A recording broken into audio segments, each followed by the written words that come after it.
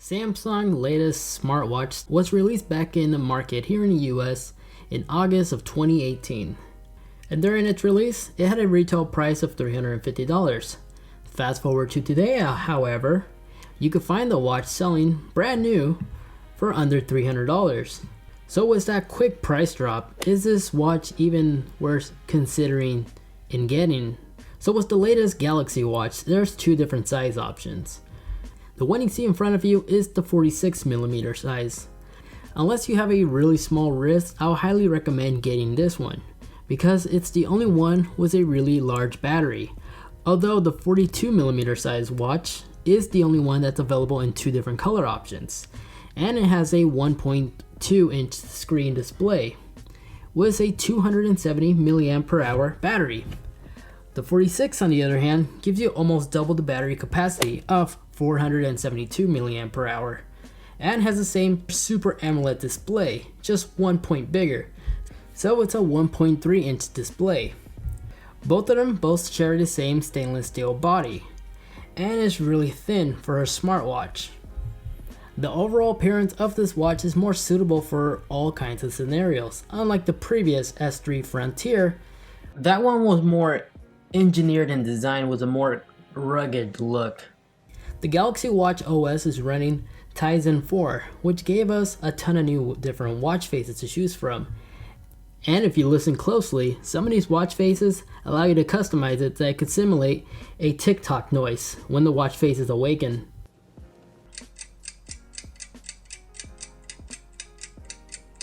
As well as some of these watch faces actually take advantage of the gyroscope sensor that it has to give a brushed aluminum effect that you see from a more luxurious watch. And even with these preloaded watch faces aren't enough to satisfy you, the Galaxy App Store has an endless supplies of different watch faces to choose from. And I read somewhere that there's actually 40,000 plus of them.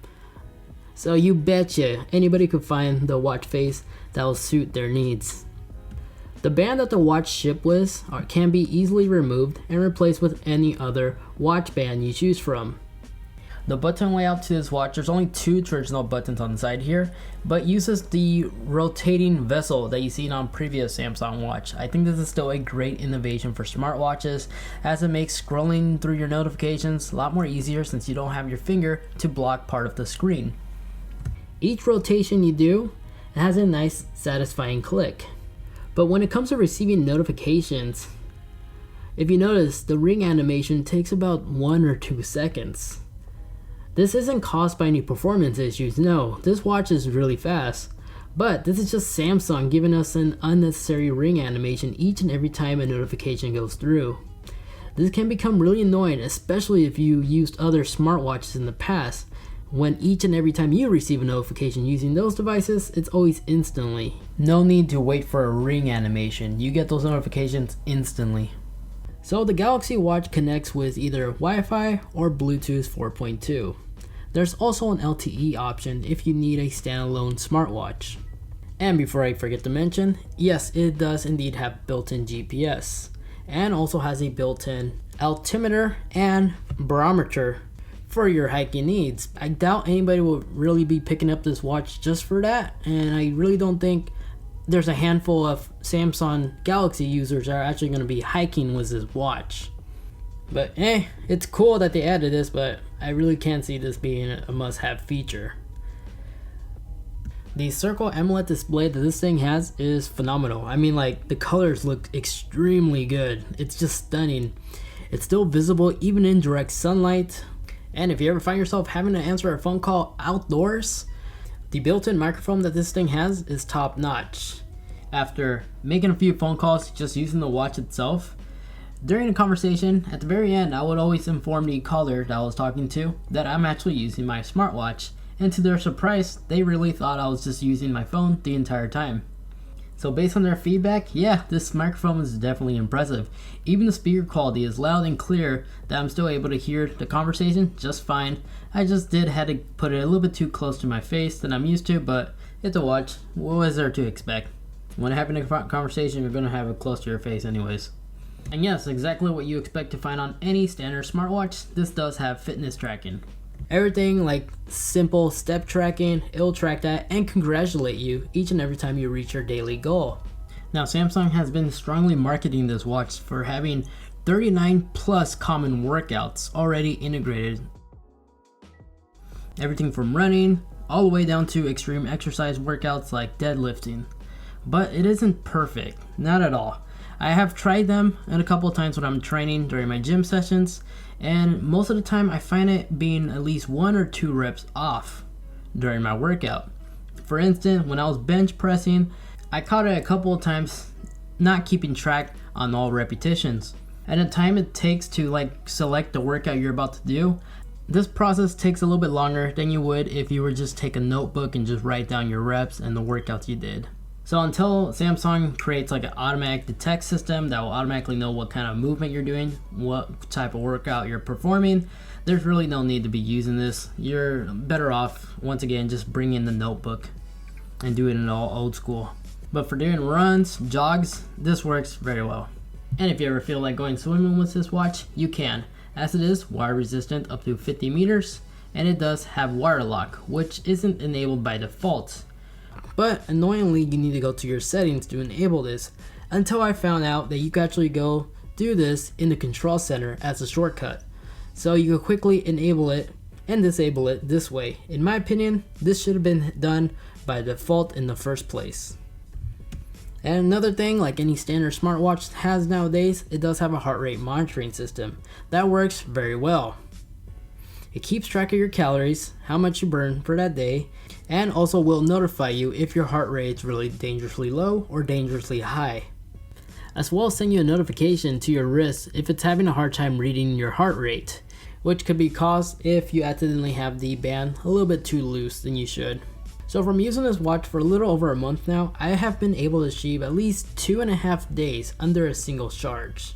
And this is with the settings display always on enabled and the gesture control to raise up your wrist to turn on the display enabled. Achieving 2.5 days isn't bad at all.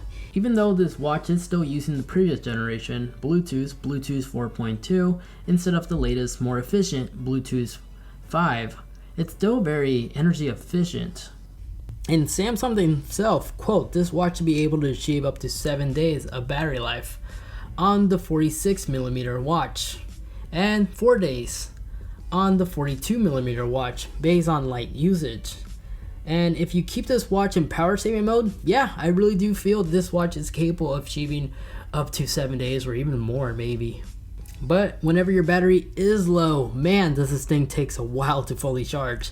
It takes roughly around 2 hours to charge this watch from 10% to full. And the charging dock that the watch uses to charge is pretty cool. It has LEDs down here that actually will change colors to help indicate whenever the watch is full. But now when it comes to Samsung Pay, it actually got downgraded on the Galaxy, as it only uses NFC to pay, where in the previous S3 Frontier watch had MST, where you could literally pay at any terminal. So if you previously used Samsung Pay, keep this in mind if you're upgrading from the S3 Frontier.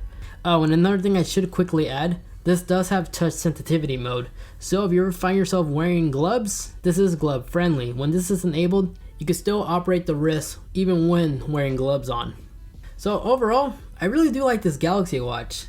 The App Store has all the must-have app essentials that you'll ever need on a smartwatch. I love the classic overall design look. Although the voice assistant that you do get unfortunately is Bixby, which can work okay for doing simple tasks, but it isn't nowhere near as quick when using Google on your smartphone, nor is it the sharpest tool in the shed. So I just remapped it to do something else. But if I could change one thing about this watch, it would be to increase the storage capacity to 8 gigabytes instead.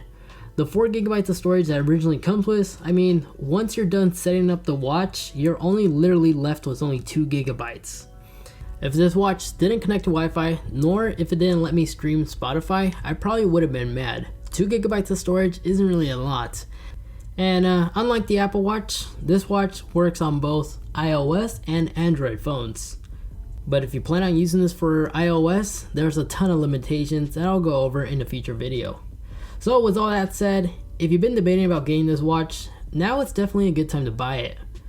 The pros simply outweigh the cons, so if you're looking for a smartwatch that shares the iconic classic look that doesn't look too much like a smartwatch, the latest Samsung Galaxy smartwatch is definitely my #1 choice. So there we have it. That was my take on reviewing the Galaxy Watch by Samsung, the only people that make them. If you guys enjoyed this video, found this video useful or informative, be sure to leave it a big thumbs up button, as that not only lets me know, but that also strongly helps support the channel.